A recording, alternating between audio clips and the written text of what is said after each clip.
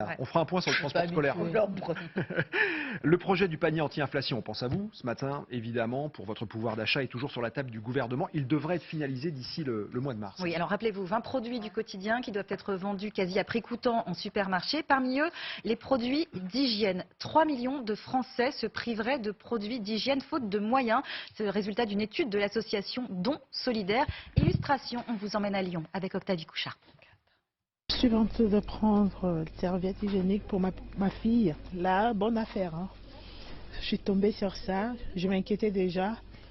Je n'ai plus rien, on est presque le 16, on n'a plus rien sur mon compte.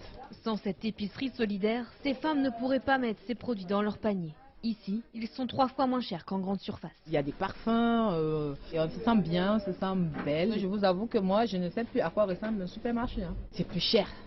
La précarité hygiénique touche aussi bien les femmes que les hommes. Une pauvreté intime grandissante ces dernières années. On a eu une augmentation du nombre de bénéficiaires, notamment c'est les mamans. Sur toute la question de l'hygiène, brosse à dents, dentifrice, shampoing. Et effectivement, elles nous disent toutes que c'est un vrai budget pour elles. De plus en plus de Français renoncent à acheter savon, dentifrice et autres produits hygiéniques, dont le prix a bondi de 9%. 3 millions de Français manquent régulièrement de produits d'hygiène faute de moyens. Et ça a des conséquences importantes sur la vie des personnes, sur leur dignité, sur leur façon de vivre. Et donc ça renforce cette exclusion sociale. Ces produits du quotidien pourraient faire partie du panier anti-inflation évoqué par le gouvernement.